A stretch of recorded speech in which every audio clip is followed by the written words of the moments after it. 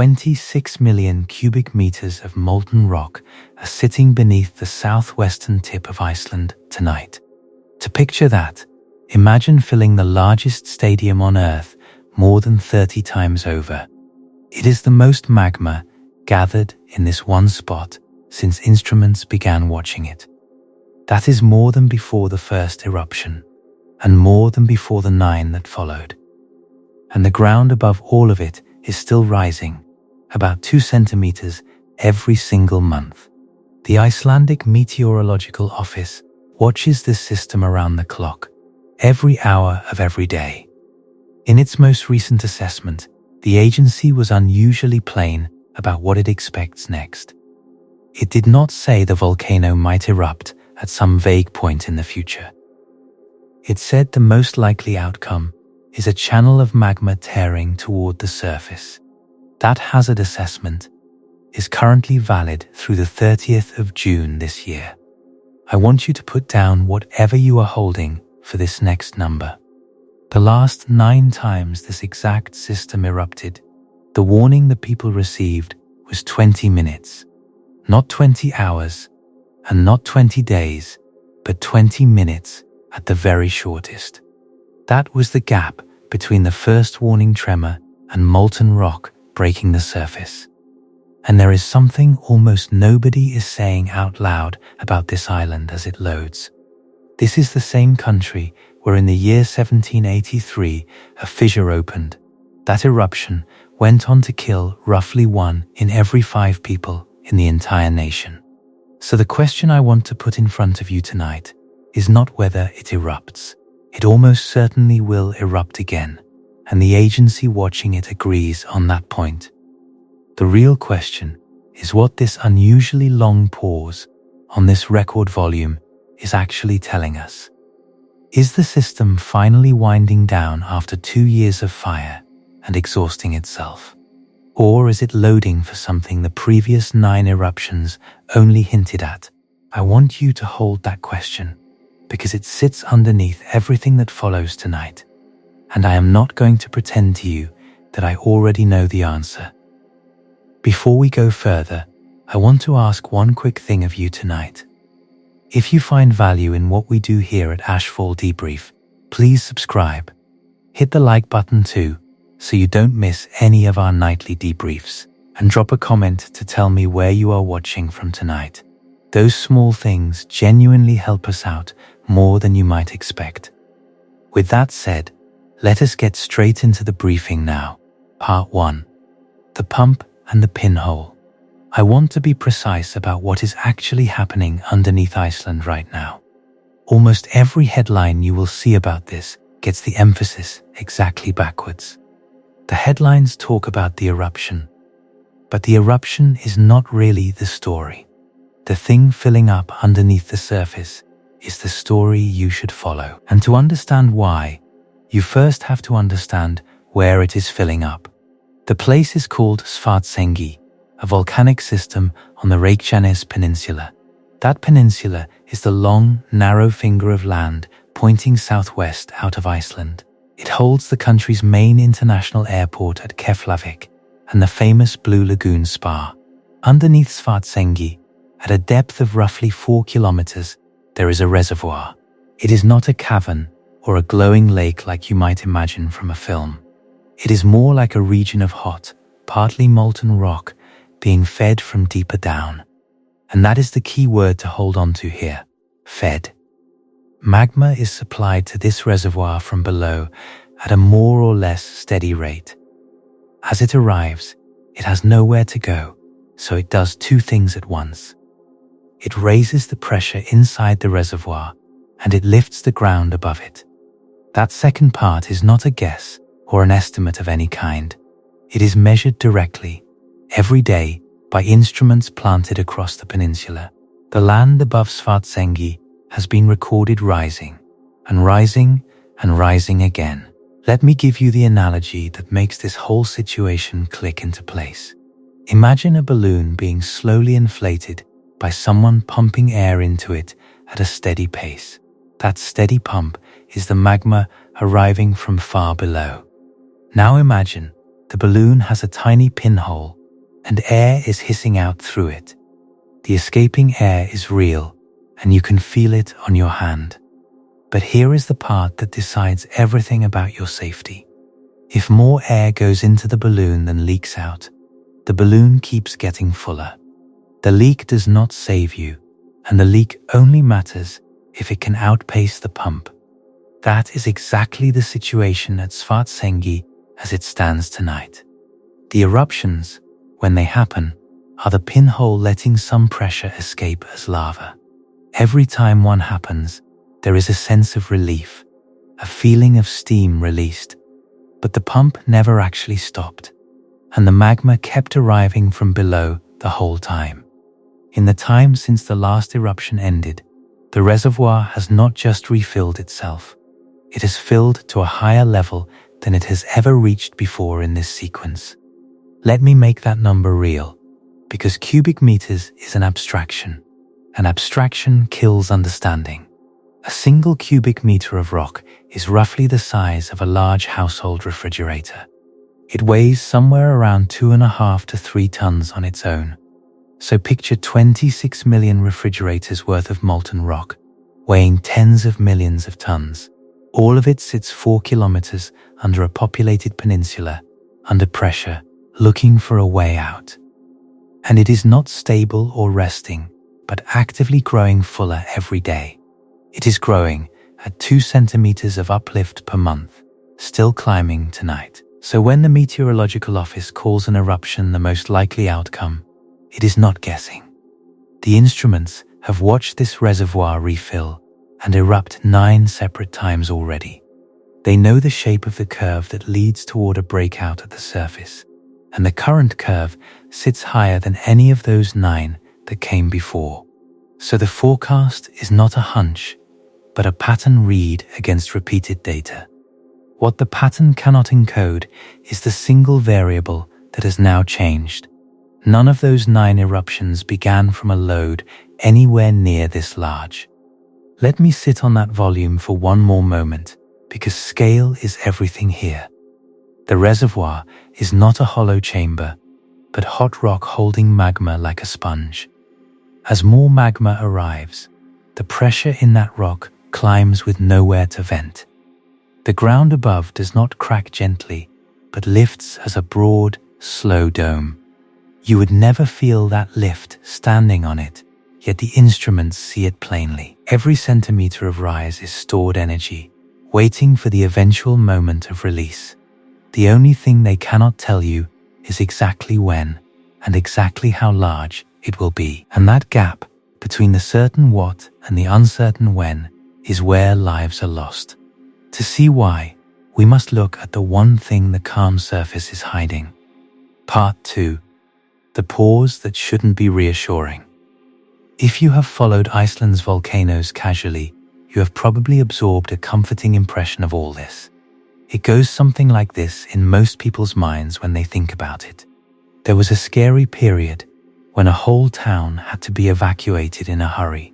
There were dramatic eruptions with lava fountains, tourists came to watch, and then things calmed down.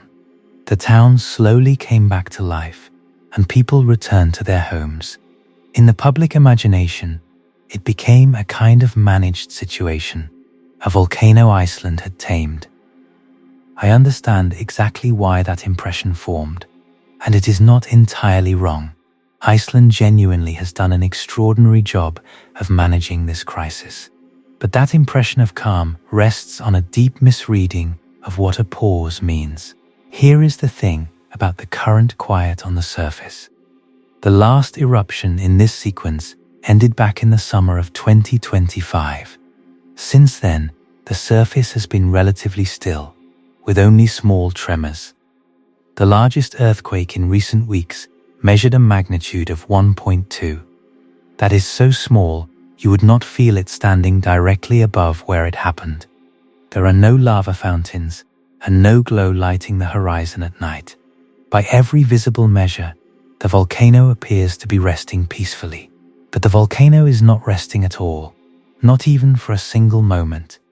The volcano is loading itself heavier with every quiet day that passes. The longer this surface calm continues, the more magma quietly accumulates underneath it.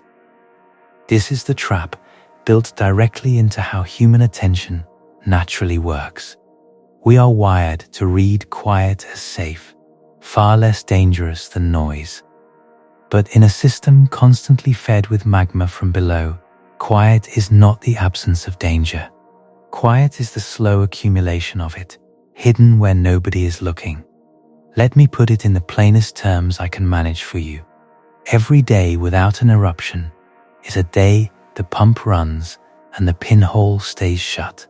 Every quiet day makes the eventual eruption potentially larger because more pressure waits below.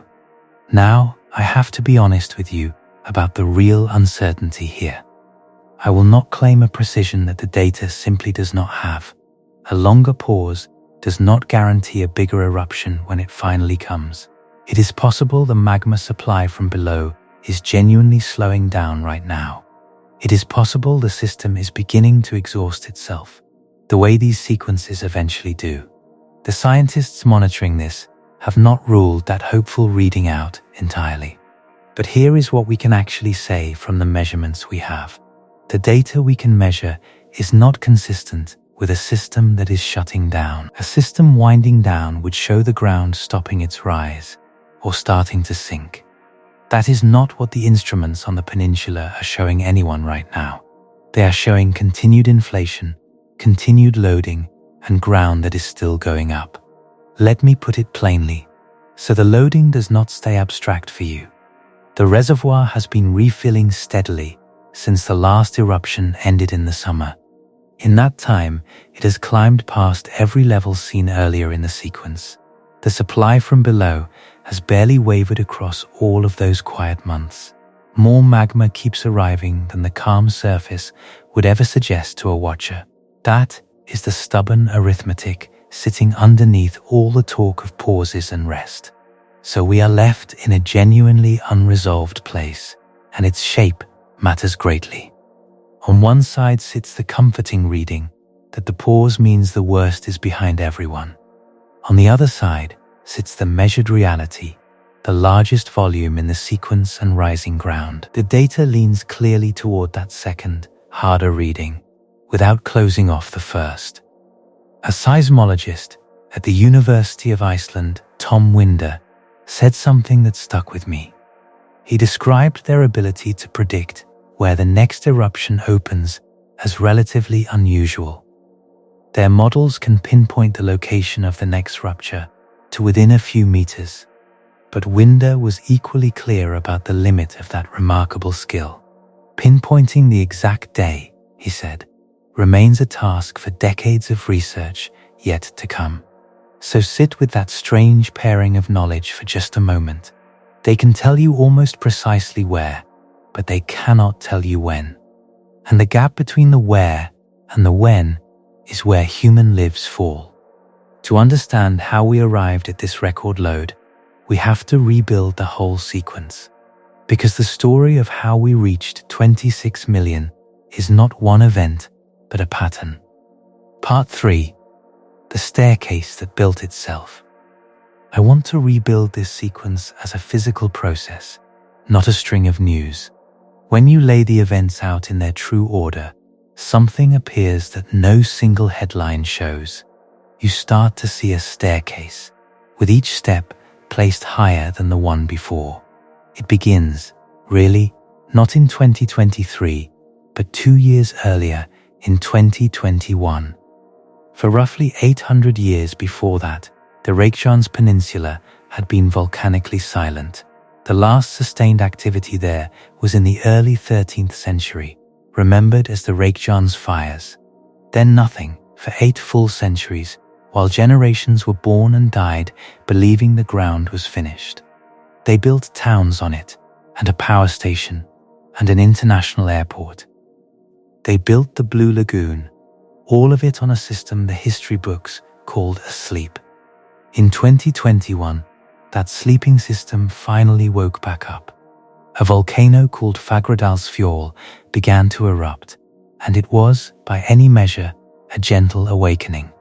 The lava rose in a remote valley, far from anything that mattered to anyone. It was so safe and spectacular that tens of thousands hiked out to watch it. It happened again in 2022 and again in 2023 at a place called Laki. These were tourist eruptions, beautiful and harmless, and they lulled everyone into a dangerous belief. People assumed that pretty lava in empty valleys was simply what the reawakening looked like. Then, in the autumn of 2023, the activity moved, and it moved underneath people. In late October, an earthquake swarm began near Svartsengi as magma pushed upward through the crust. By the 10th of November, it had escalated into something hard to describe at a human scale. Beneath the fishing town of Grindavik, home to roughly 3,700 people, magma forced in. That channel was roughly 15 kilometers long, and the monitoring network recorded around 20,000 earthquakes. The largest of those quakes were above magnitude 5, and the ground did not simply shake. The ground tore, with long cracks opening through streets and through the foundations of houses. A section of the town physically dropped, in a process geologists call graben formation. The crust was being pulled apart, and the land sank between two faults as it stretched. So Grindavik was evacuated, the entire town, in a matter of hours. I want you to understand this was not a precaution against a hypothetical danger. The ground was actively ripping open underneath people's feet, and they got everyone out. That decision saved an enormous number of lives, and the evidence for that is grim and specific. On the 10th of January, 2024, a construction worker was filling a fissure in town. The fissure was not stable, and he fell into it as the ground gave way. Rescue teams with thermal imaging searched, but the ground was far too dangerous to continue. He was never recovered, and he is presumed to have died there. He is the only confirmed fatality of this entire 2-year eruption sequence. One person in a town of nearly 4,000 because everyone else had already gone. I want you to hold that ratio carefully because everything later depends on it. One death, instead of hundreds, purchased entirely by an evacuation. Now the staircase truly begins to climb, step after step, in earnest. The first true eruption broke out on the 18th of December, 2023, lasting about 3 days. The second came on the 14th of January, 2024, and it was the nightmare in miniature. A crack roughly 100 meters long opened right among the outermost houses of the town. The lava set 3 of those houses on fire before it finally stopped. Houses burning, from a fissure that opened inside a residential neighborhood, not in some empty valley. A geophysicist named Magnus Tumi Gummansson flew over these eruptions and described their scale to reporters. Of the December outbreak, he said plainly that it was larger than previous eruptions on Reykjanes. The third eruption arrived on the 8th of February with fountains 50 to 80 meters high. The fourth began on the 16th of March and ran 54 days, the longest yet. Its lava reached a road and destroyed a pipe carrying hot water across the peninsula. That left whole communities without heating for around 4 days in the brutal Icelandic cold. Of one March eruption, Gummansson told local media it was the most powerful one so far, and the staircase kept climbing through the rest of that year and into the next. Each new eruption taught the responders something, and each one tested the barriers. The walls were raised, extended, and rebuilt between events as the threat shifted around.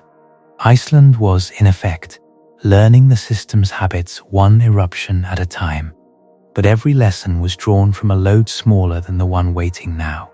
A large eruption in the summer of 2024 threatened the Blue Lagoon and its parking area. Iceland deployed water cannons for the first time to cool and slow the advancing lava, A seventh eruption ran 18 days into December and produced the second largest flow of the series. A brief one came in April of 2025, and a ninth closed the count that August. That is 9 eruptions in 2 years, in a system silent for 800 years. Let me linger on the later eruptions, because they show the envelope still shifting. The 7th eruption began on the 20th of November, 2024. Lasting 18 days, it produced the second largest lava flow of the entire sequence up to that point. The 8th, on the 1st of April, 2025, was brief and minor. The 9th opened on the 16th of July, 2025, and ended that August. By then, the pattern had become almost routine to the watching world outside. And routine is exactly the word that should worry you about this whole sequence. Because while the eruptions grew familiar, the people began moving back toward the danger. In December of 2025, residents celebrated Christmas at home in Grindavik again. It was their first Christmas in the town after 2 long years of exile. The reservoir, meanwhile, kept refilling beneath them, quietly, between every single eruption. Now step back and look at what each step on that staircase actually did over time. The early steps landed away from people, and then they moved directly under a town. Then they burned houses, then they cut the heating, then they threatened critical tourist infrastructure. Each eruption alone was survivable, manageable, even at times genuinely beautiful to witness.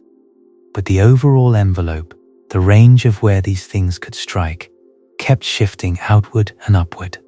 And underneath all 9 of them, the same reservoir kept quietly refilling between each one. That is the real context for tonight's number, which is not some random spike on a chart.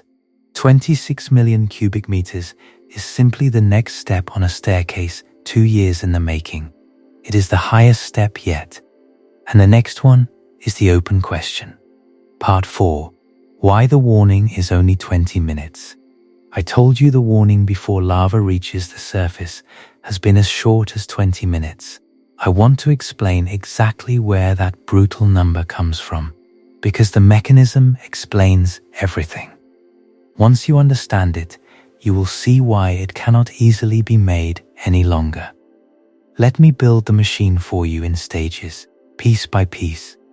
You have the reservoir at Svartsengi, 4 kilometers down, filling with magma and building pressure.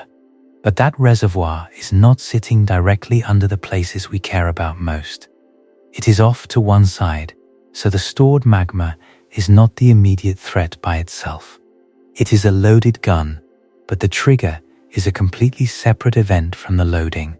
That trigger is something called a dike intrusion, and this concept unlocks the whole situation. So stay with me through this next piece, because it is the heart of the danger. When the pressure in the reservoir gets high enough, the magma does not simply push straight up.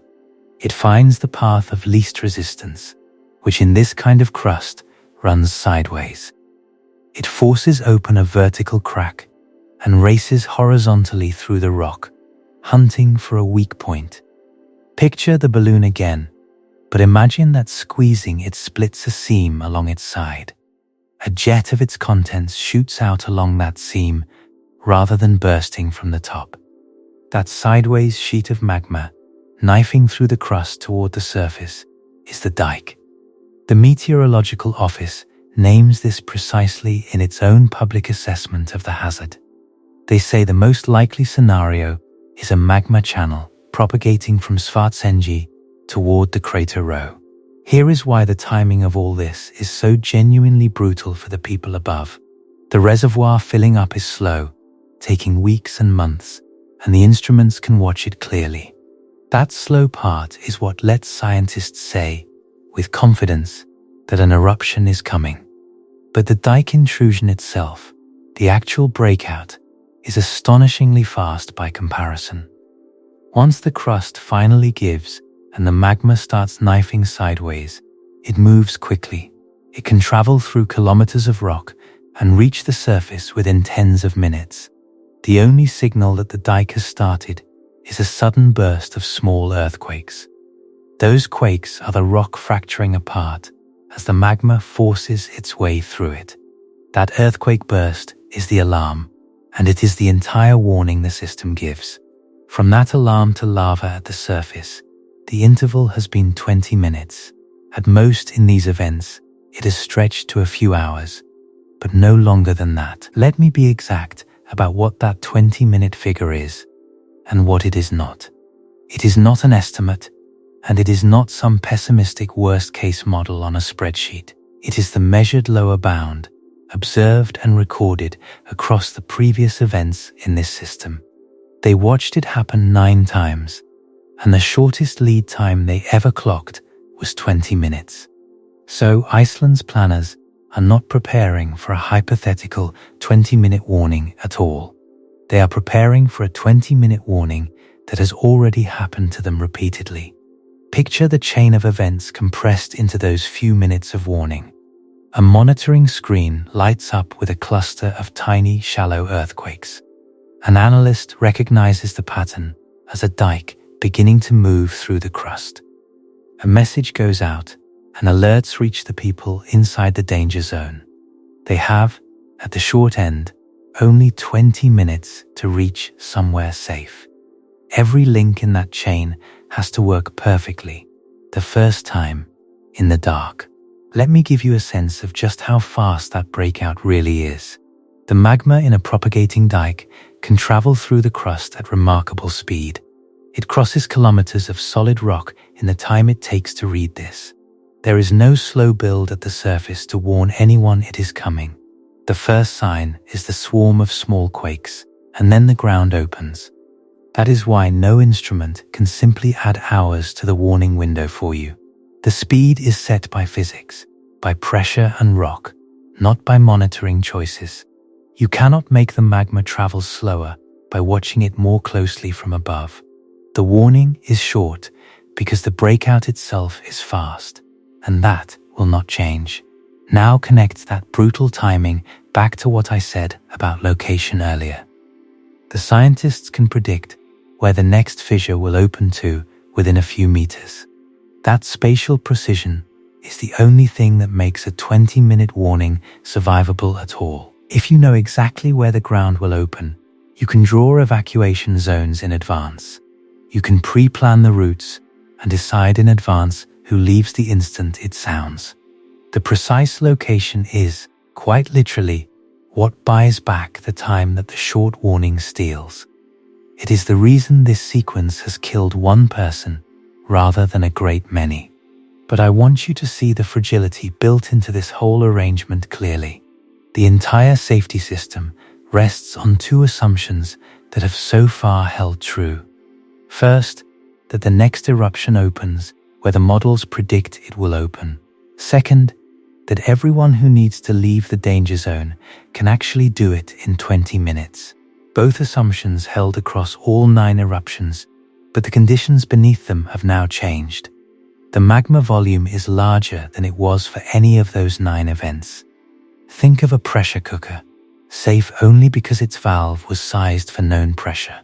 Push the pressure past what the system was designed for, and the old rules stop applying cleanly. The 20-minute warning was calibrated on 9 eruptions that came out of smaller loads than this one. We are now past those loads, and whether the old calibration still holds is unclear.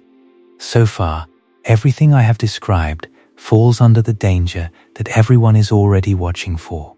The lava, the fissures, the frantic 20-minute scramble to safety, that is the expected threat. But it is not, historically, the thing that has done the most killing on this island. Part 5. The famine of the mist. Everything I have shown you so far is about the danger you can actually see. The lava, the fissures, the fountains of fire 50 meters into the sky. I understand why attention goes there, because it is the most cinematic thing the Earth does. But I need to tell you now about the danger you cannot see at all. In the recorded history of this island, the unseen danger has done nearly all of the killing. The crowds who come to photograph these eruptions are watching the thing least likely to kill them. Meanwhile, they often stand within reach of the thing most likely to. Let me take you back to the 8th of June in the year 1783. On that day, a fissure opened in the southern part of Iceland, called Laki. It was not at Svartsengi, but it was driven by the same fundamental forces underground. Laki did not produce a quick, photogenic eruption that visitors could watch and leave. It produced an eruption that went on, relentlessly, for 8 straight months. Over those months, it poured out around 14 cubic kilometers of lava onto the land. That makes it one of the largest lava-producing eruptions in all of recorded human history. Let me give you the contrast that puts that figure into real perspective. Laki poured out around 14 cubic kilometers of lava across those 8 months. The eruptions in the current sequence are measured in tens of millions of cubic meters. That is a difference of several orders of magnitude between the two events. I am not equating them, and the gap between them is genuinely vast. But the mechanism that made Laki deadly was the gas, not the lava volume alone. But the lava is not the part that killed people, and almost nobody died from it. I want you to truly absorb that, because it is the entire point of this part. The lava, the thing that looks like the disaster, was not actually the disaster. What killed people, in the tens of thousands, was the gas the fissure released. Laki did not just release molten rock onto the ground around it. It released staggering quantities of sulfur dioxide and fluorine high into the atmosphere. The sulfur dioxide combined with moisture in the air to form a dry, acidic haze. That haze settled over the entire country like a poisonous fog that would not lift. The Icelanders of that time had a name for what followed, and the name tells the story. They called it the Muharindin, which translates as the hardships or the famine of the mist. Here is what that mist actually did to a nation that lived off its animals. The fluorine settled onto the grass, into the meadows, and into the drinking ponds. Livestock ate the poisoned grass and drank the poisoned water, and their bones began to break down. By the end of it, an estimated half of all the cattle in Iceland were dead. Around 79% of the sheep died, along with roughly 76% of the horses. In a society that lived on meat and milk and fish, that was the food supply itself. Then the people began to die, not from lava, but from hunger and disease. By the time it was over, an estimated 1 in 5 Icelanders had died. That came to roughly 10,000 people, out of a national population near 50,000. A fifth of an entire nation, erased by a volcano most of them never saw erupt. That is the number I asked you to hold at the very beginning of tonight. 10,000 dead out of 50,000 from a single fissure eruption. No modern Icelandic event has approached that toll, and none of the 9 came close. The entire current sequence has killed 1 person across 2 full years. That contrast is the measure of how much the gas, not the lava, decides. Now you know what produced it, and it was not the fire, but the mist. A volcanologist named Thorvaldur Þórðarson is among the leading experts on this eruption. He once said simply that it is hard to fathom the true impact of Laki. And the mist did not respect the coastline, which is the part that should reach you. The sulfur haze was carried by high-altitude winds across the ocean and down into Europe. The summer of 1783 is remembered across the northern hemisphere as strange and deadly. The sun reportedly turned blood red, and a choking haze settled over Britain and the continent. People with breathing conditions died in unusual numbers under that poisoned sky. The aerosol cooled the climate, disrupted weather, and contributed to widespread harvest failures. Some historians draw a contested but serious line from those failures toward the French Revolution. Stephen Self, a volcanologist at Britain's Open University, has studied Laki closely for years. He described its output as a dry fog, an enormous aerosol mist event hanging over the world. He noted the 1783 eruption was considerably larger than the famous one in 2010. I want to be honest about the numbers beyond Iceland, because they are genuinely uncertain. You will see European death tolls for Laki ranging wildly across different sources. Some estimates run into the tens of thousands across Britain and the continent. Others are far higher, and a few are almost certainly exaggerated beyond the evidence. What is well supported is the reach of the haze, even if the toll is debated. Observers across Europe recorded a strange, persistent dry fog through that whole summer. The naturalist Gilbert White described the eerie, blood-colored sun over England that year.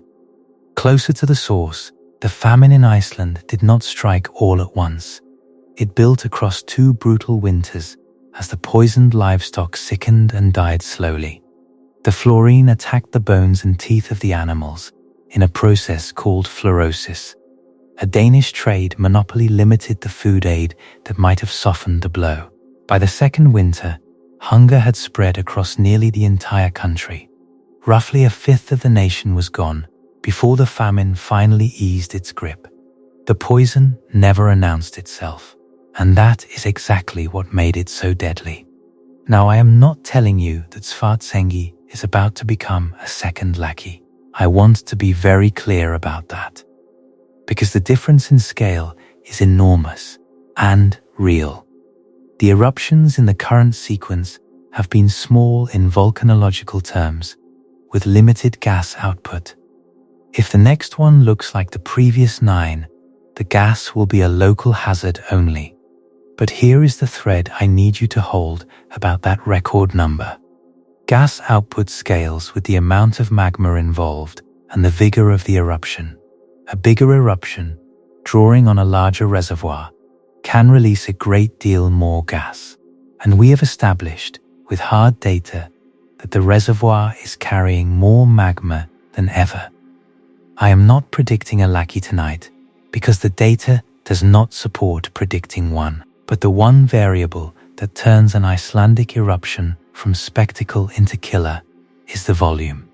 That exact variable is sitting at a record high beneath a populated peninsula right now, and almost everyone watching is looking for the lava, while the mist's favorite fuel quietly piles up.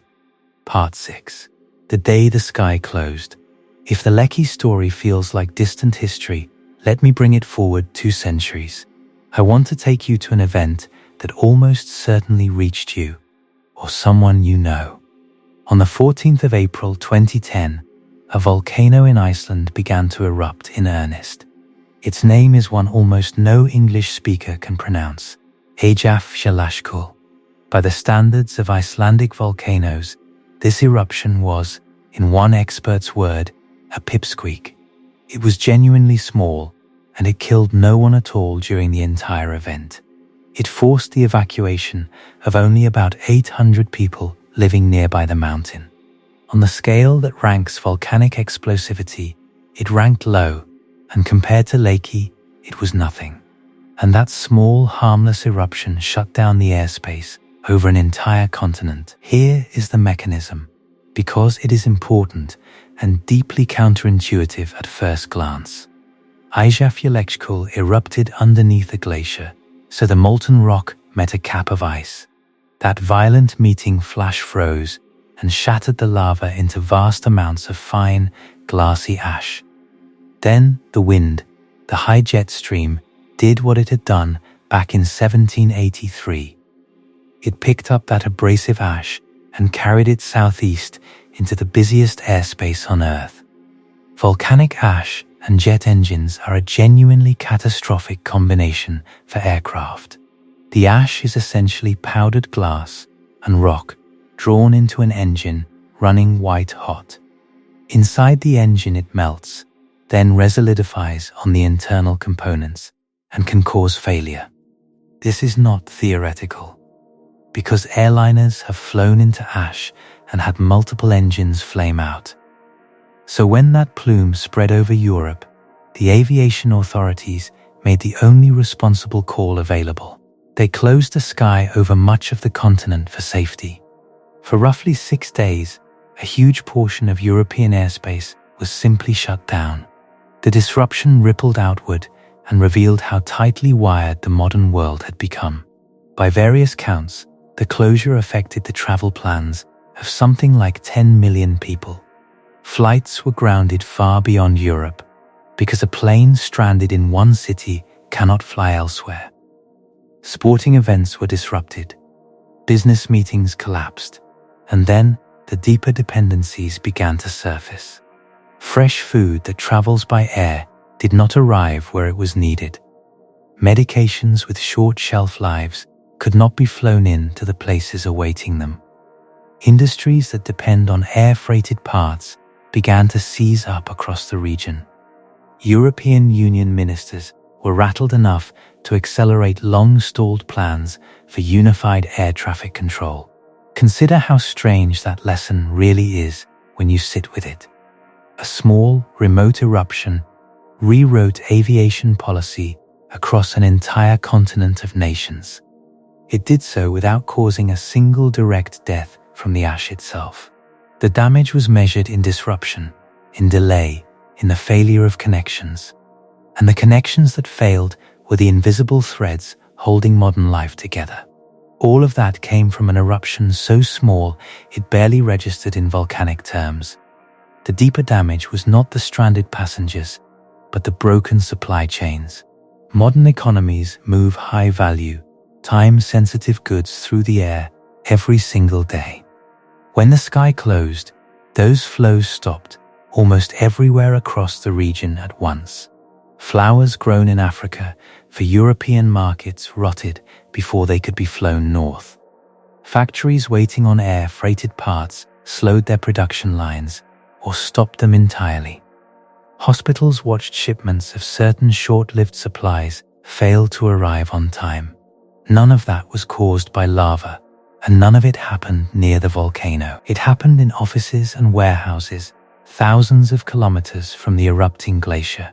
Now I want you to do the arithmetic that this comparison quietly forces on you. A small eruption put fine ash into the wind at the wrong moment, and chaos followed.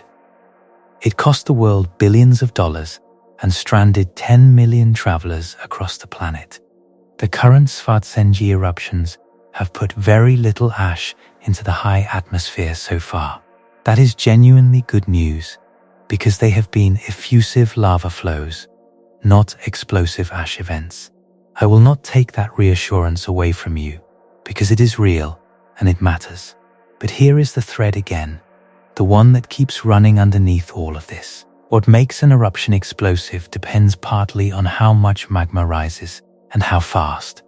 A larger volume rising faster, especially meeting water or ice, behaves very differently. And we are sitting on the largest volume in the entire sequence right now. I am not telling you the next eruption will close Europe's airspace at all. I am telling you the magnitude of what is loaded down there governs that possibility. So draw the two lessons of Icelandic history together, plainly and without drama. The deadliest part of an eruption here is often the part you cannot see. Even a small eruption can paralyze the modern world by putting ash into the wind. In both cases, the headline danger, the lava, was not the real danger to the wider world. The real damage rode on the wind, to people who never felt the ground move. And while the reservoir has been quietly filling toward a record beneath the peninsula, something else changed. In the town of Grindavik, almost unnoticed by the outside world, the people have been coming home. Part 7. The two timelines. The most dangerous situations on Earth are almost never about a single threat acting alone. They are about two timelines, two separate processes, moving toward the same place at once. Each one can be harmless on its own, yet catastrophic in combination with the other. I want to show you the two timelines converging on the Reykjanes Peninsula right now. Once you see them side by side, the calm surface of this story falls away completely. Timeline 1, you already understand well, because it is the magma we have been tracking. It is a slow, relentless, measurable process unfolding 4 kilometers beneath the ground. The reservoir fills at a steady rate and the surface rises 2 centimeters every month. The volume climbs, eruption after eruption, pause after pause, now at a record 26 million. This timeline does not care about anything human, and it does not speed up for the news. That train is on its track, and we can clearly see it coming toward us. We simply cannot read the timetable that tells us the hour of arrival. Timeline 2 is the one nobody outside Iceland is watching, and it is made of people. Go back to November 2023, when nearly 4,000 people fled Grindavík in hours. For a long stretch afterward, the town was effectively a ghost town, too dangerous to inhabit. The ground had torn, houses were damaged, and the eruptions kept coming through the months. People scattered across Iceland, living in temporary housing, not knowing if they would return. But people do not stay scattered forever, because a town is far more than its buildings. It is a life, a community, a set of jobs and homes and routines people want back. As the later eruptions opened farther from the town, the pressure to return slowly grew. So, carefully, the second timeline began to move back the other way. In July of 2025, some residents were finally permitted to return to their homes. Grindavík reopened to the public, and a small number of businesses started up once again.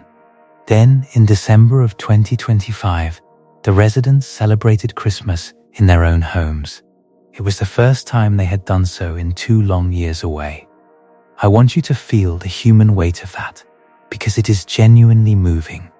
It is also, at the same time, genuinely the problem we now face. People celebrating Christmas at home after 2 years of exile is a beautiful thing to see, and it means the danger zone, which had been emptied, is now being repopulated. The second timeline is people moving back into the path of the first. Now hold the 2 timelines together in your mind for a moment. The magma is climbing to a record, the system more loaded than it has ever been. The people are moving back home, repopulating a town that sits on the loading system. These 2 lines are not running parallel to each other across the years. They are converging, crossing, at the worst possible moment for everyone involved.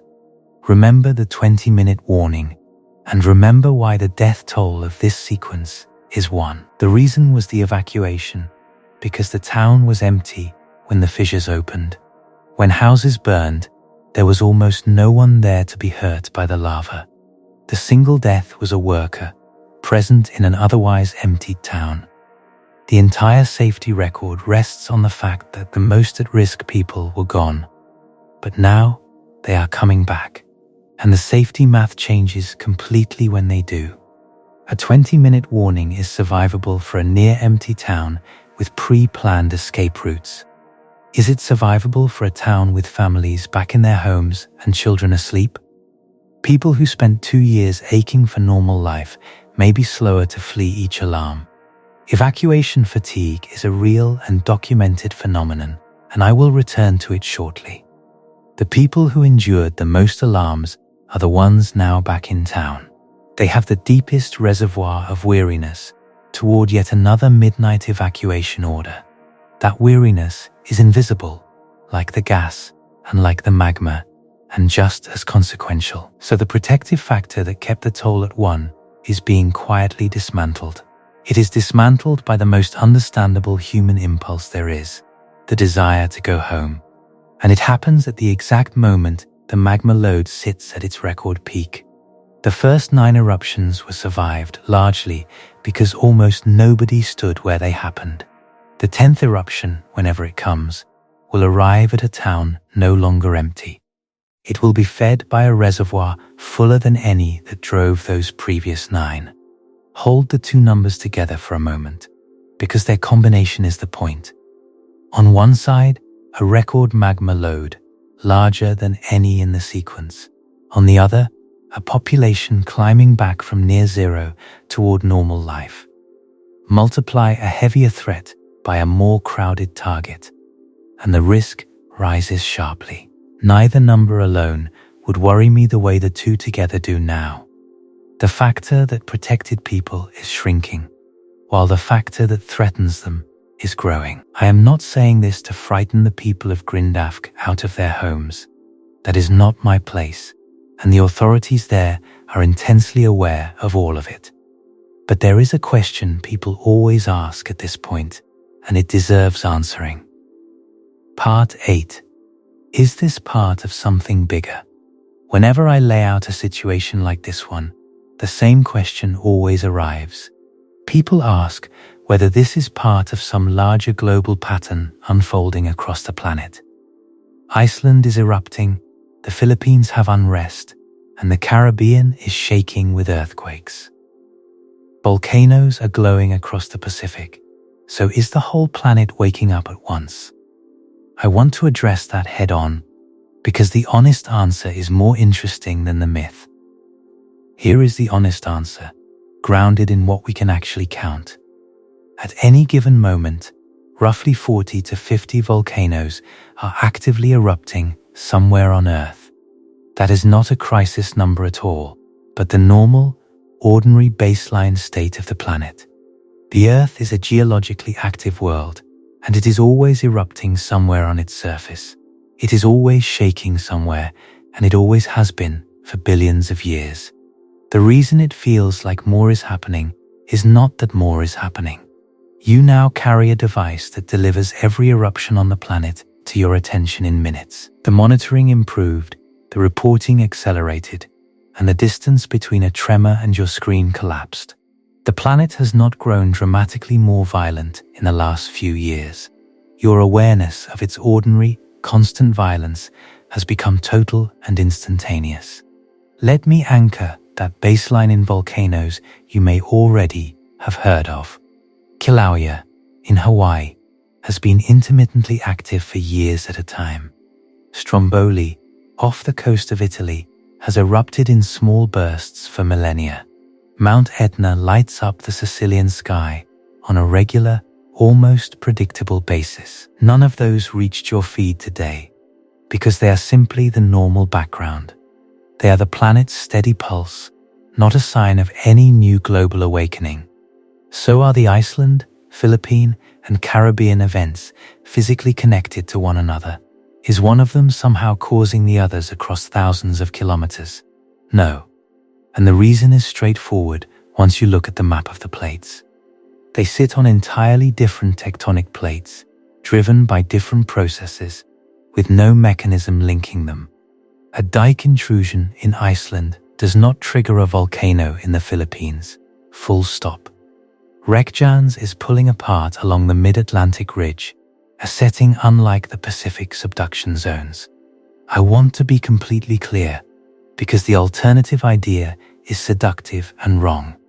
The notion of a single global geological event is not supported by anything in the data. Chasing it will only distract you from the specific, real, local threats that deserve attention. And that is the genuine trap hidden inside this very reasonable-sounding question. The instinct to zoom out to the whole globe feels like taking the threat more seriously. It feels like big-picture thinking, but it actually does the precise opposite for you.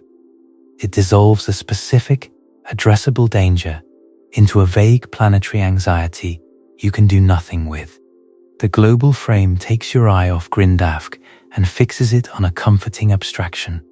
And abstractions never hurt anyone, which is exactly why they feel so safe to think about. So let me redirect you the way the situation itself demands. Forget the planet, because the planet is doing exactly what it has done for billions of years.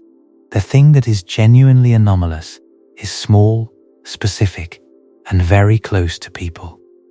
It is a 4-kilometer deep reservoir under one peninsula, carrying a record volume of magma. It is a town climbing back to life directly on top of that loading reservoir, and it is a warning window measured in minutes, not hours or days. That single place is the real story tonight, not the entire restless surface of the world. There is a kind of attention that is really just anxiety wearing the costume of concern. You feel the dread of everything at once and the responsibility for nothing in particular. And there is a different kind of attention, precise, holding one real situation in steady focus. The second kind is the only kind that has ever protected anyone standing in danger. So I am going to keep us pointed directly at Svartsengi and its rising ground. And I am going to ask the only question the data actually lets us ask with rigor. Given everything we now know, what does the next eruption most likely look like? And what would have to be true for it to break the pattern of the 9? That is a forecasting question, and the honest answer involves uncertainty we have to face directly. Part 9.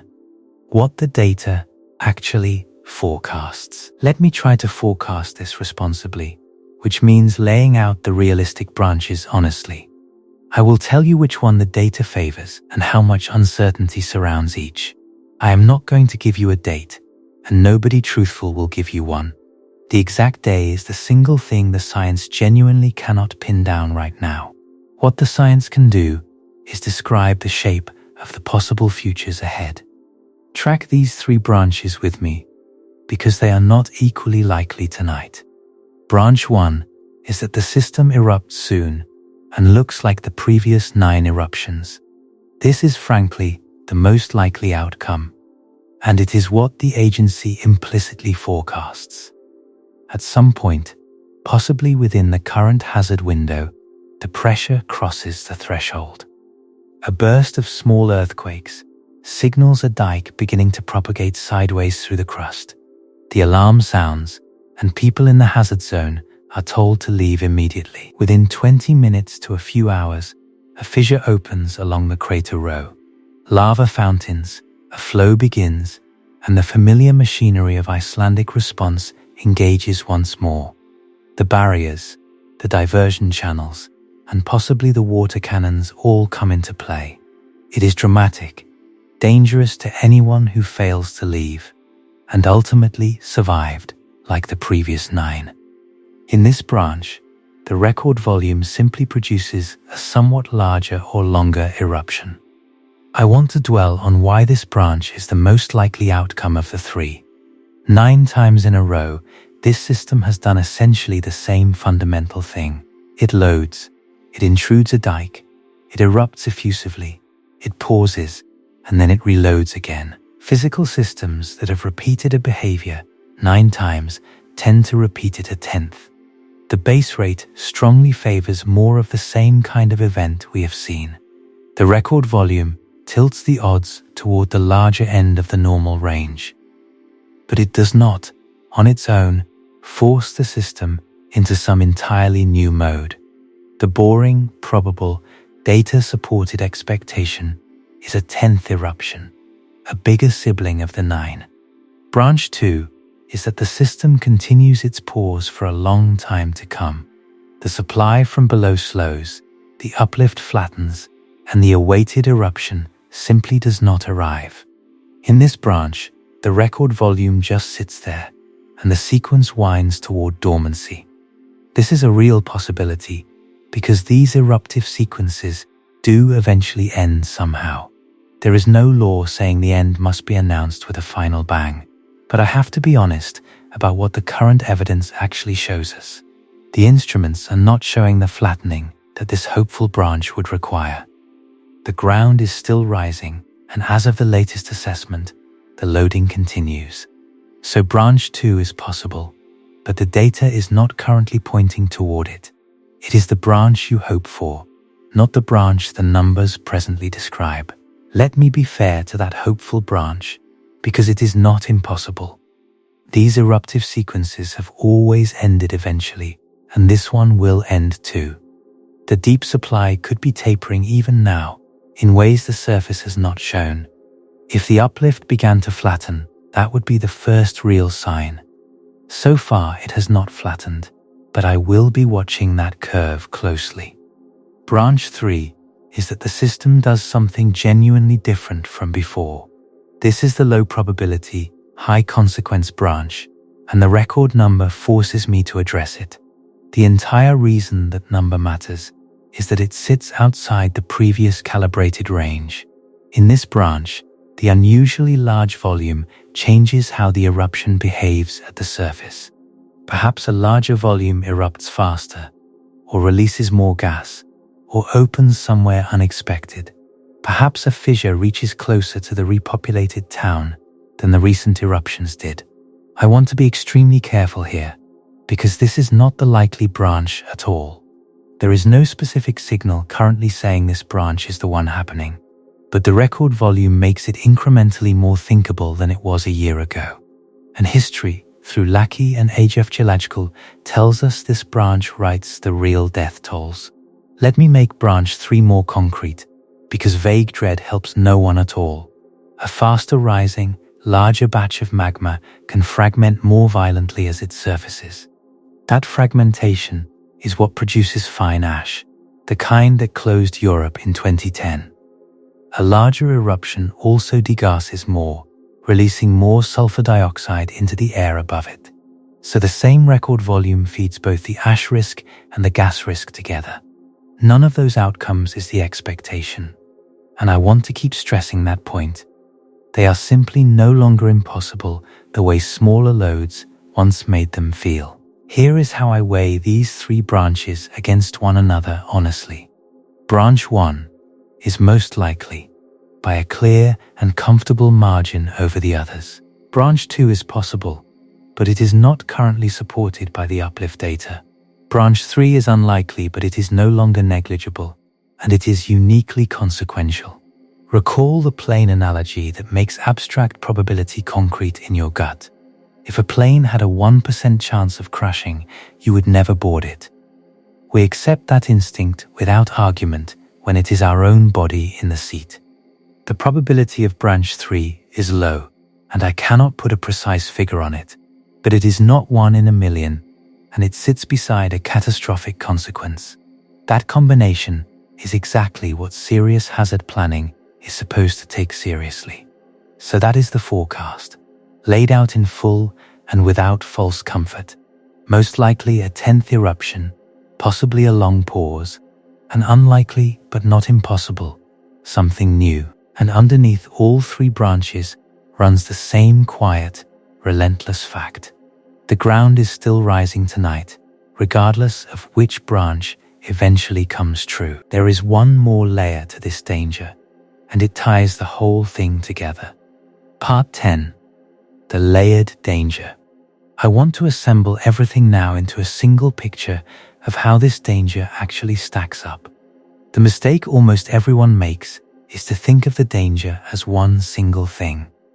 In reality, it is a stack of different dangers operating on very different timescales. And the stack is precisely what makes this situation so genuinely hard to manage well. Let me build that stack for you from the bottom upward, layer by layer. At the very bottom, the slowest layer, is the magma supply itself feeding the system. This operates on a timescale of months to years, and it is the engine of everything. It does not threaten anyone directly, because magma 4 kilometers down cannot hurt you. But it is the source of pressure that drives every faster danger sitting above it. Right now, that bottom layer is loaded to a record, quietly, where nobody can see it. Think about how unusual it is to know your danger, yet not feel it. The bottom layer gives no sound, no glow, no tremor you would ever notice. It simply accumulates, patient and invisible, beneath the daily life carried on above it. Every other layer in the stack depends on this silent one at the base. And that silent layer is the one sitting at a record high tonight. The next layer up is the eruption itself, the dike and the fissure and the lava. This operates on a timescale of minutes to weeks, the fast breakout we discussed earlier. It is the photogenic layer, the fountains and the glow that everyone gathers to watch. It is genuinely dangerous, but mostly to anyone who fails to leave the immediate zone. That is why the warning system and the empty town record have mattered so much. The layer above that is the gas, operating on a timescale of hours to seasons. This is the historically deadly layer, the one Laki taught us about in 1783. Sulfur dioxide and fluorine, the invisible output that poisons air and water and livestock. In the small eruptions so far, this has been a local air quality problem only. In a larger eruption, drawing on a larger reservoir, that gas layer scales up sharply. The top layer operates on a timescale of days, but reaches across the entire planet. It is disruption, the ash in the sky that closes airspace the way 2010 did. It is the cascading failure of a world so wired that one eruption strands millions. This is the layer that can reach you, specifically wherever you happen to be tonight. You may never set foot in Iceland, and this layer can still upend your week. We have already seen these layers overlap in a small way during this sequence. In March of 2024, lava severed the hot water pipe to the towns. That was the fast layer and the infrastructure failing together in the same event. Communities lost heating for days, while gas warnings drifted toward the capital region. Those were small overlaps, easily managed, and almost forgotten by the outside world now. But they were a preview of how the layers can stack in a larger event. Now here is why thinking in layers actually matters for understanding the threat. These layers do not politely take turns waiting for one another to finish. They overlap, activating at once and unfolding on completely different clocks. When an eruption begins, the fast layer and the gas layer activate together immediately. The lava might be the emergency demanding evacuation within 20 minutes of the alarm. But the gas might still be hurting people a full week later, downwind. And the ash might be grounding flights across a continent while the lava still flows. A response built only around the visible lava will be blindsided by the layers above it. Those higher layers arrive on schedules the lava itself never announces in advance. This is the deep misreading at the very heart of the public story. The public sees one layer, the lava, and judges the entire situation by it alone. The lava has been manageable, so people conclude the whole situation must be manageable too. But the situation is not the lava, it is the whole stack of overlapping layers. And the bottom of that stack, the magma supply, is sitting at a record high. That means every single layer resting above it is loaded heavier than before. The manageable lava now sits on top of a more loaded gas layer beneath the surface. Below all of it, a more loaded supply, with a more populated surface above everything. The visible part looks exactly the same as it always has to the watching crowds. The invisible parts that decide how bad this can get have all shifted upward together. We spent 2 years watching the one layer that has been kind to us so far, and we quietly used its kindness as evidence the other layers would be kind too. But the other layers were never actually the ones being tested in those 9 eruptions. The town was empty, so the fast layer barely touched a single living person. The eruptions stayed small, so the gas and disruption layers never fully activated. None of those favorable conditions are laws of nature, and every one of them is now changing. Part 11. The volumes before the 9. I want to do something now that almost nobody in the public conversation bothers to do. I want to put the actual measured numbers side by side in their true order. The headline figure of 26 million only means something against what it stands on.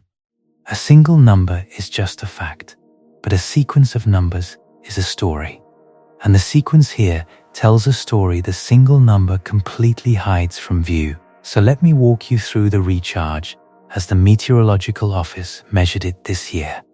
In early February of 2026, the modeling put the accumulated magma near 21 million.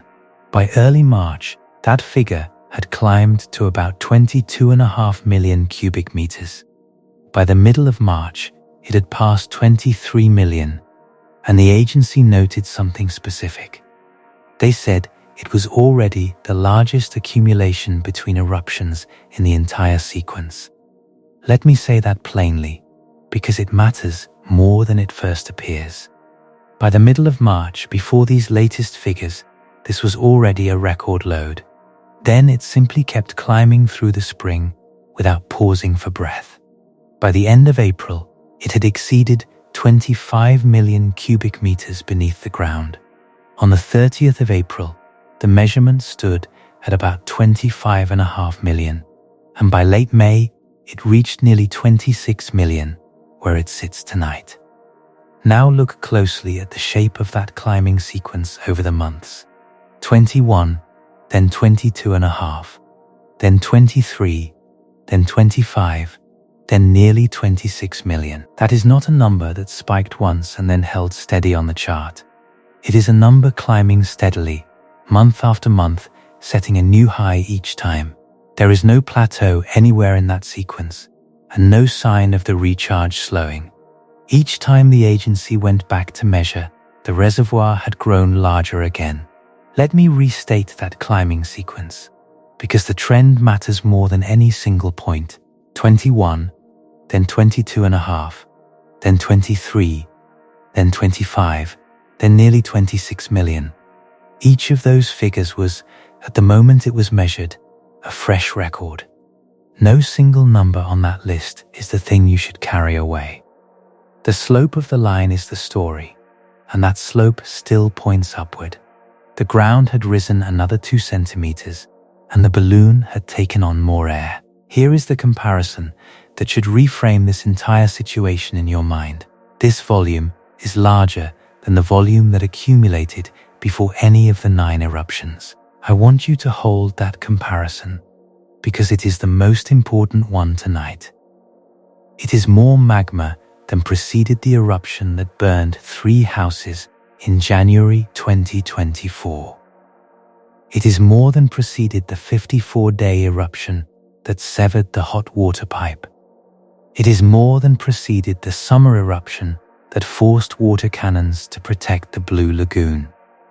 Every one of those dangerous, expensive eruptions was driven by a smaller reservoir than tonight's. Let me put that in the starkest possible terms for you to sit with. If you want to know what a smaller load than this can do, look back.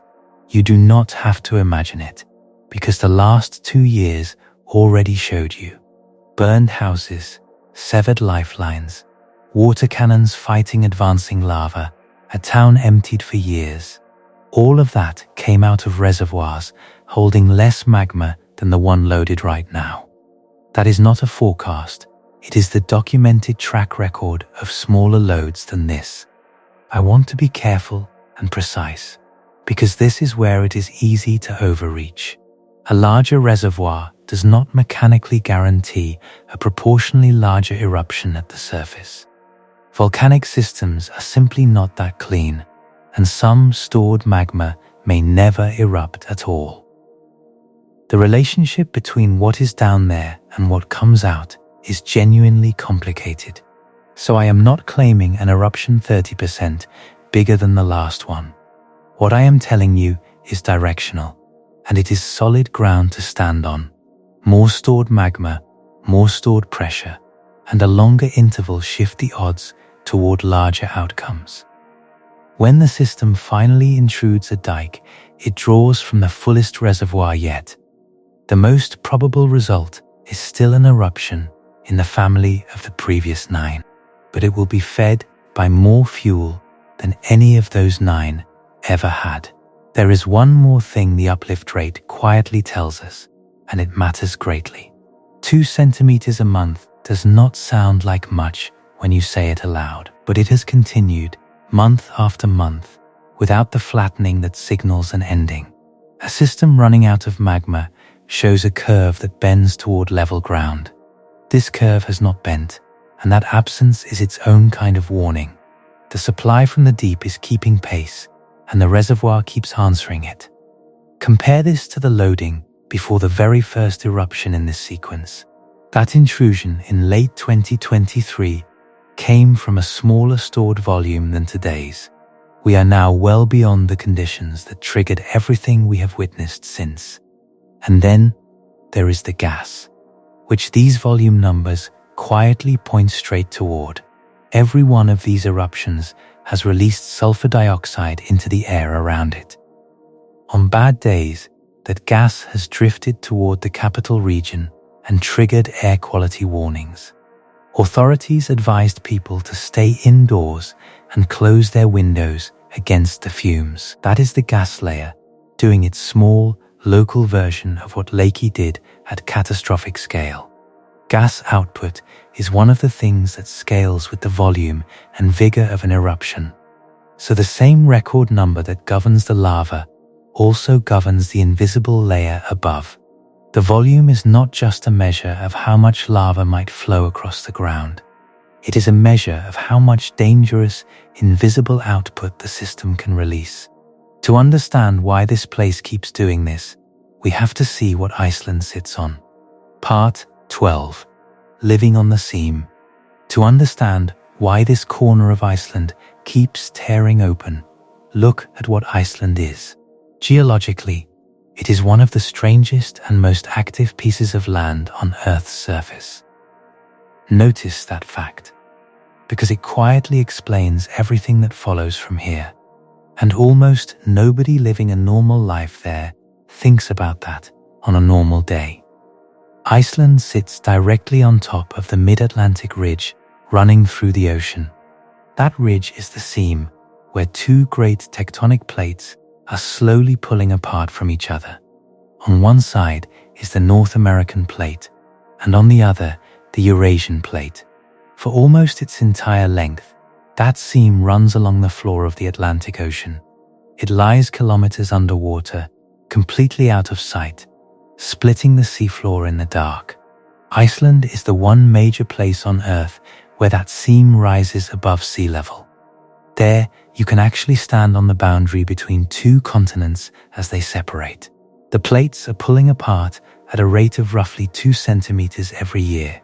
Slowly and continuously, North America and Europe are drifting farther apart from one another, and that widening gap is filled, from below, by magma rising up to take the space. On top of being a spreading ridge, Iceland also sits over a deep mantle hotspot. That is a plume of unusually hot material rising from far down inside the Earth. It is the same kind of feature that built the Hawaiian Islands in the Pacific. So Iceland gets a double dose, being pulled apart and fed from below at once. That combination is exactly why the island exists, and why it is so volcanically active. The Reykjanes Peninsula is where that mid-ocean ridge comes ashore onto dry land. It is quite literally where the seam between continents climbs out of the ocean. And here is the crucial thing about that seam beneath the peninsula. It does not release its built-up stress evenly or constantly over time. It works in long cycles, with periods of fire and periods of deep quiet. There are stretches, centuries long, where the peninsula sleeps and the strain just accumulates. Then there are periods of fire, where that strain releases through clustered eruptions over decades. The last such period of fire ended around 800 years ago, in the early 13th century. The old records remember that episode as the original Reykjanes fires. For 8 centuries afterward, the peninsula slept, and a modern society was built upon it. The airport, the towns, the power station, the Blue Lagoon, all of it arrived during the sleep. Everything was built on the unstated assumption that the ground would simply stay still. In 2021, the ground stopped staying still beneath that society. And the volcanologists who study this were quite direct about what it actually meant. When that crack burned houses at the town's edge in early 2024, one warned us. One volcanologist said it suggested the peninsula was beginning a long period of frequent eruptions. She warned that period could last for decades or even centuries to come.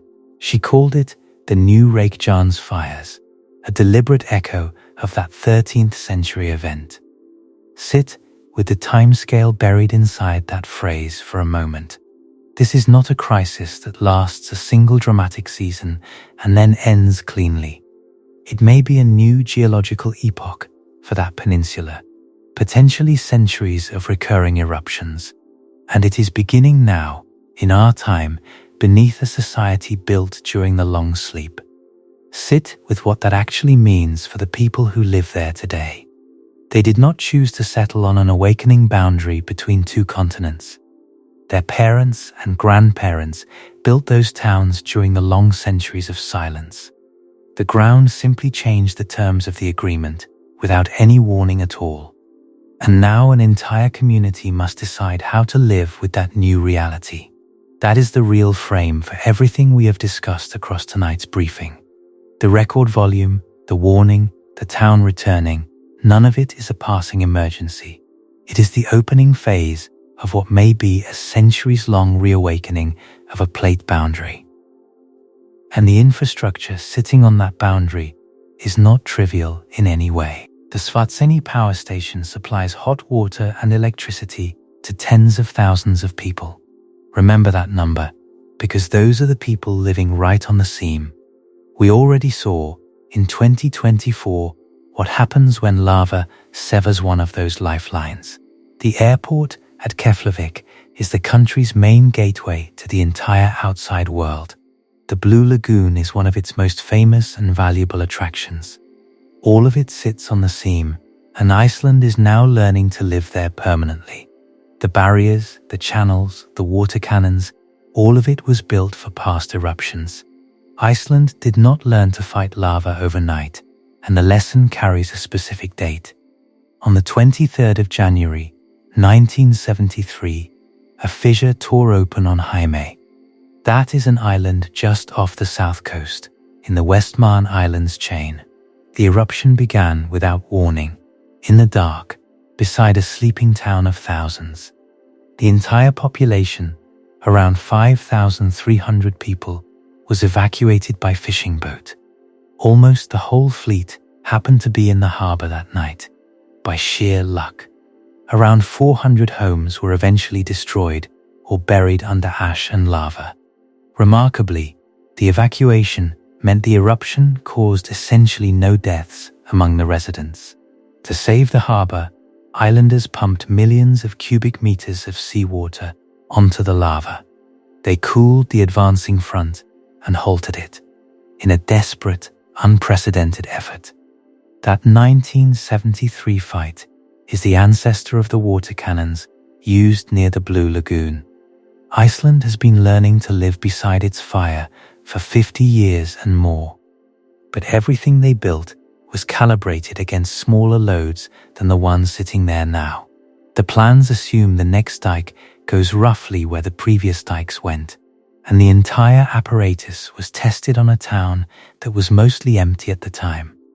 So the question becomes how that magnificent preparedness holds when the conditions beneath it change. The answer depends entirely on the people whose job is to watch the ground. Part 13. The people who watch the ground. I have been talking about the data as though it simply exists in the air. Let me slow down here, because this next piece is the whole game. It does not, because every one of those numbers is produced by instruments and people. They work in shifts, around the clock, reading the signals and making the calls. The quality of that watching is the biggest reason this has not become a tragedy. And understanding it tells you exactly where the real fragility in this situation lives. Start with how they actually know the ground is rising beneath the peninsula. There are two main tools, and the first is a network of NES stations. These are not the GPS in your phone, but survey-grade instruments planted in the ground. They detect the movement of the ground they are bolted to, down to the millimeter. When magma inflates the reservoir below, the surface bulges, and those stations move with it.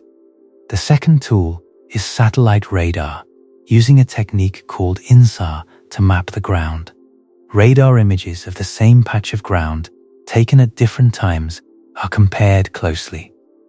The difference between them reveals exactly how the surface has deformed in between the passes.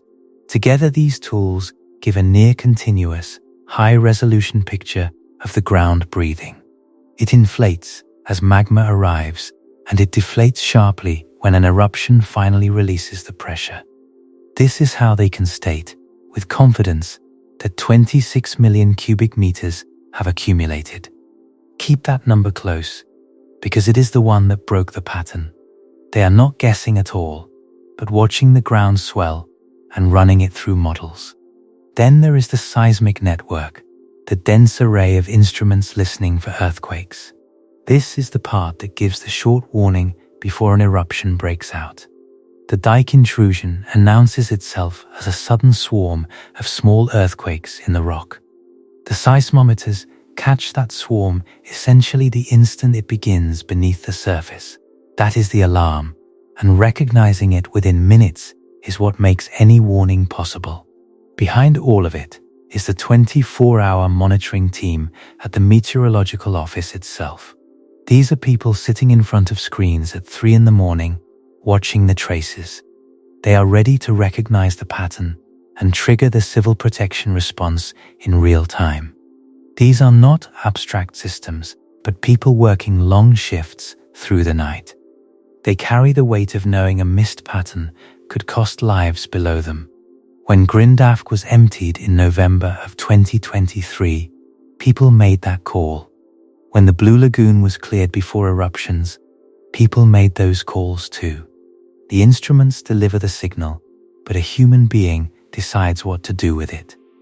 The technology is extraordinary, but the technology does not act on its own. People act on what it shows them, and the warning is only as good as them. Matthew Roberts, who has led the Met Office's Service and Research Division, has spoken about this. I want you to hold his warning closely because it reframes the calm completely. During one eruption, he told reporters the flow of magma toward the town had nearly stopped, but he also raised a concern that has stayed relevant ever since he said it. Roberts warned that a new influx of magma could more easily reach the surface now.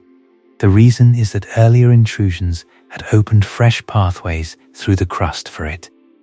So the rock between the reservoir and the surface is not the barrier it once was. There is a striking signature the instruments catch when an eruption finally arrives.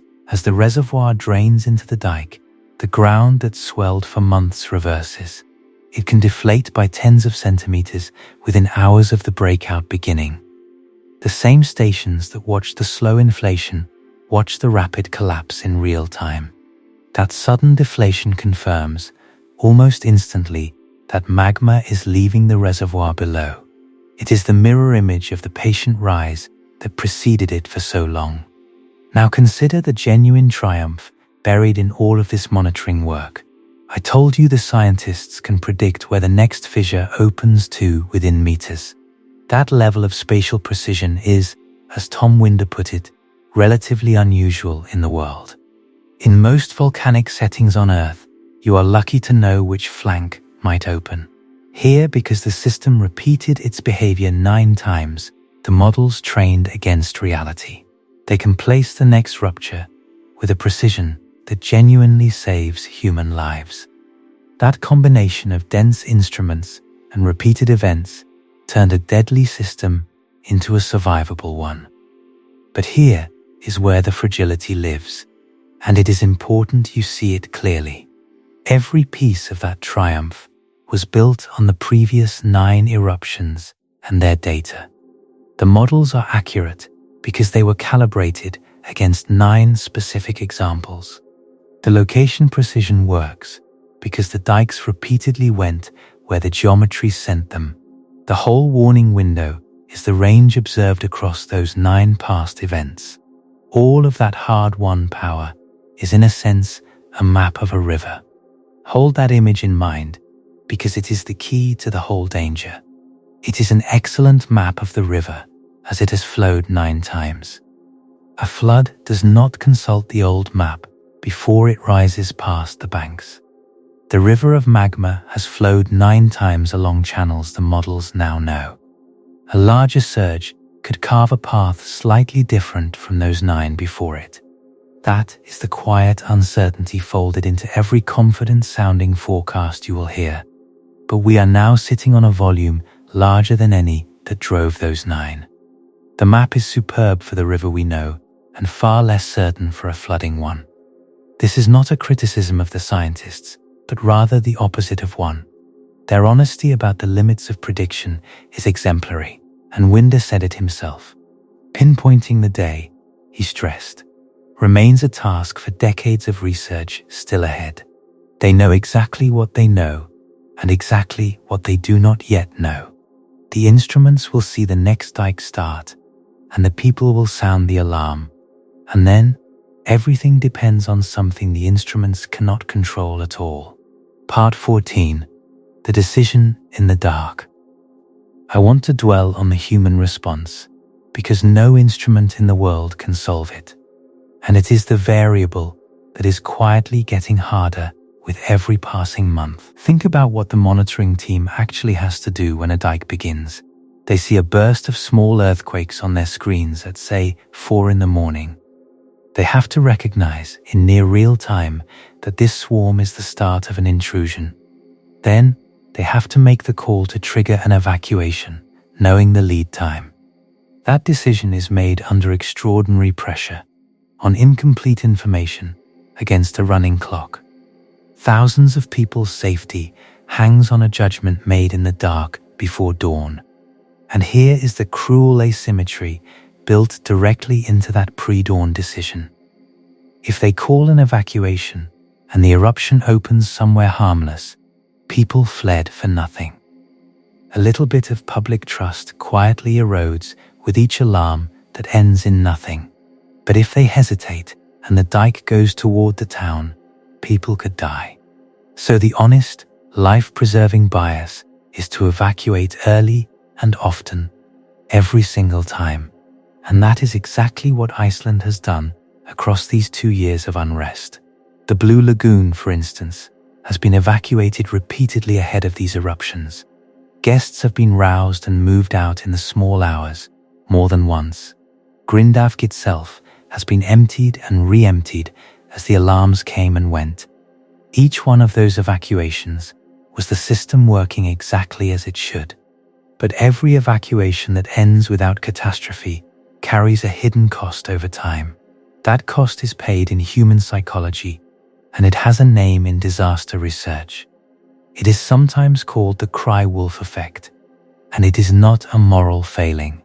It is simply how people are built when faced with repeated alarms over years.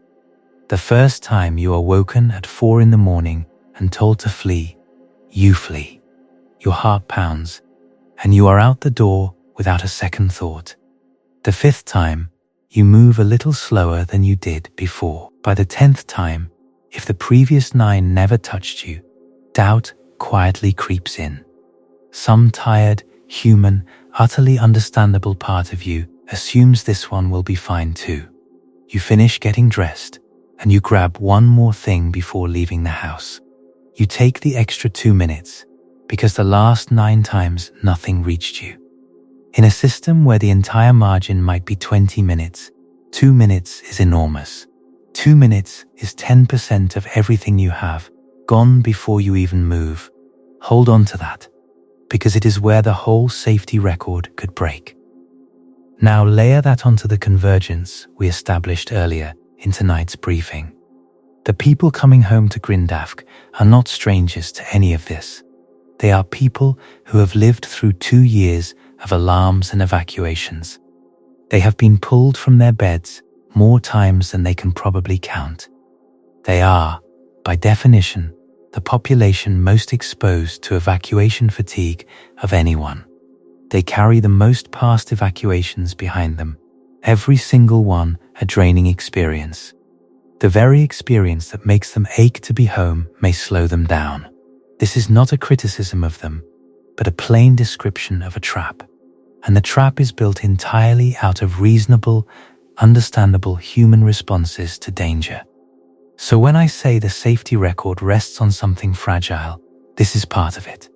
It rests not just on the excellent instruments and the accurate models alone.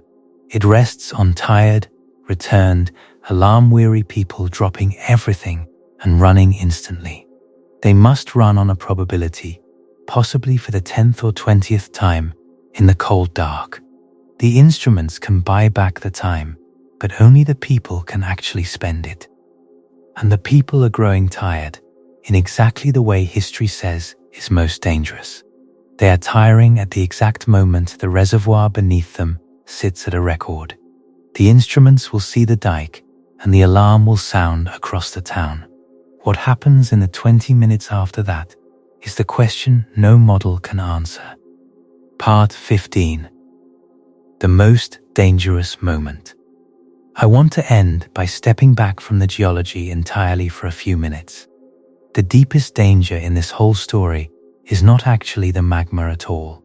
I want you to feel the full weight of that, because it changes everything. The magma is just rock and heat, doing what rock and heat have always done.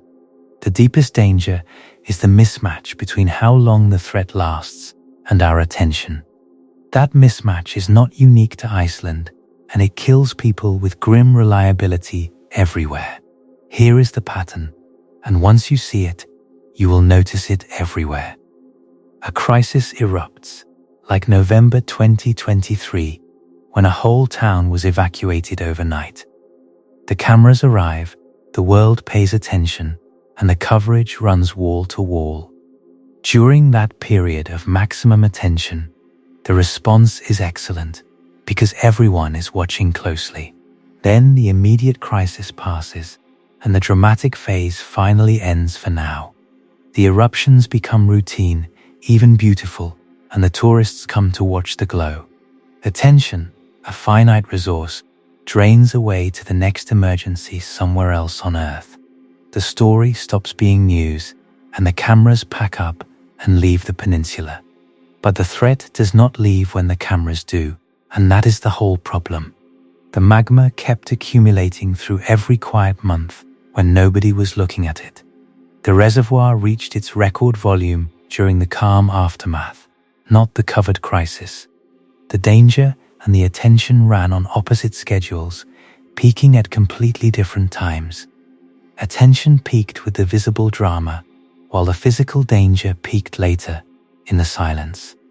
So here is the uncomfortable rule this leaves us with tonight. The most dangerous moment is almost never the moment everyone is watching closely. The most dangerous moment is the quiet one, right after everyone stops watching. It is the silence after the spectacle, when the threat still loads but attention has moved on. The town fills back up because the news went quiet, and quiet feels like safety. Think about how that applies to Grindak specifically over these past 2 years. The world watched the evacuation, and the burning houses, and the lava fountains. Then the world looked away, and in the looking away, 2 things happened unwatched. The reservoir filled to a record, and the people came home to the danger zone. Both of the most consequential developments happened during the phase of minimum attention. I am not telling you to be afraid, because fear is not useful and it burns out. Burned out fear becomes the very complacency I have been describing all along. What the situation actually demands is something quieter and far more durable than fear. It is sustained attention, the willingness to keep watching after the drama has ended. It means checking the boring number, the uplift and the volume, long after the lava stops. Because that boring number is the one actually telling you what is coming next. So let me bring us all the way back to where we started tonight. I opened with 26 million cubic meters of magma beneath the southwestern tip of Iceland, the largest volume in the sequence, the ground still rising, the warning measured in minutes. And I asked you whether this long pause means the system is winding down or loading. I told you I would not pretend to know the answer, and I still will not. The most likely outcome remains a 10th eruption, survived through the machinery Iceland built. The data does not support panic, and it does not support the comfortable story either. The ground is still rising, the reservoir is at a record, and the town is filling. The safety record everyone quietly relies on was written under conditions that are now expiring. The honest answer is that we are sitting in the gap between the where and the when. We are in the gap between the spectacle everyone sees and the data almost nobody tracks. The magma is still arriving from below, even in the minutes you spent here with me. The ground above it rose another fraction of a centimeter while you listened tonight. Nobody can tell you the day, and nobody truthful will try to give you one. But the system is more loaded than it has ever been in its recorded history. And the most dangerous moment is the one right after the world decides it is over.